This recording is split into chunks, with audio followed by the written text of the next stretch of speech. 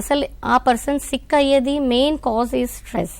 So ఈ stress ఎలాగా పనిచేస్తుంది వ్యాధులు తయారు చేయడానికి మన బాడీలో అంటే, ఇప్పుడు రన్నింగ్ వాటర్ చెప్పాను కదా, ఊర్జ అంటే శక్తి, శక్తి మీన్స్ ఎనర్జీ, ఎనర్జీ మనని డ్రైవ్ చేసేది యాక్చువల్లీ ప్రిన్సిపల్ చెప్పొచ్చు లేదా సూత్రాలు చెప్పొచ్చు. ఎందుకంటే ఈ ఎనర్జీ వల్లనే ఒక మనిషి జీవ ఉన్నాడు, ఒక మనిషి చనిపోయేదని డిఫరెన్స్ చేయొచ్చు. ఈ మనిషి ఎనర్జీ వల్లనే మాట్లాడతాడు. ఇప్పుడు నేను మీ దగ్గర సంపర్కం చేస్తున్నా అంటే కూడాను this is a positive conversation.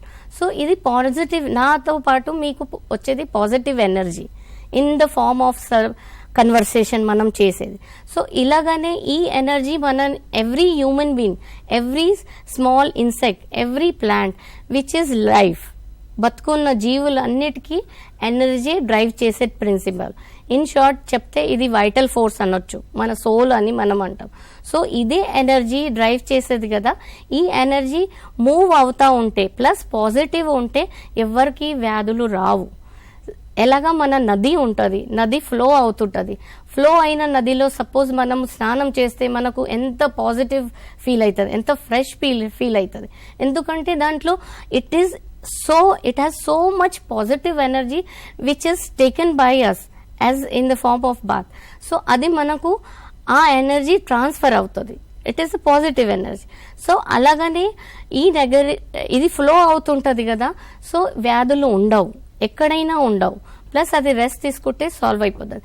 కానీ అది హెడ్ టు టో మనకు ఫ్లో ఎక్కడైనా స్టాప్ అయినప్పుడు, అది ఎందుకు స్టాప్ అవుతుంది అంటే ఈ స్ట్రెస్ వల్లనే. చెప్పాను కదా, యాంగరే కానీ ఏదే మన ఇమోషన్స్ ఉంటాయి కదా, ఈ ఇమోషన్స్ని మనము సప్రెస్ చేస్తే ఇది in the form of blockage అని పనిచేస్తుంది టు ఫ్లో దిస్ ఎనర్జీ.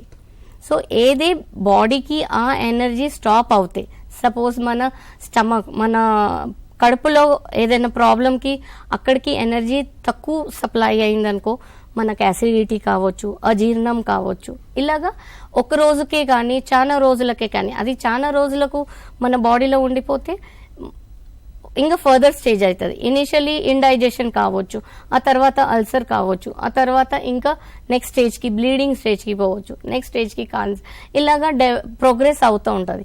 అది ఇమీడియట్గా ట్రీట్ చేసినాం అనుకో, సర్టన్ స్టేజ్లో డాక్టర్తో వెళ్ళి మనం ట్రీట్మెంట్ తీసుకుంటే అది అక్కడనే కట్ అయిపోయి మళ్ళీ ఎనర్జీ సులభంగా స్ట్రైట్గా ఎలాగా ఫ్లో కావాలి అలాగా ఫ్లో అవుతూ ఉంటుంది.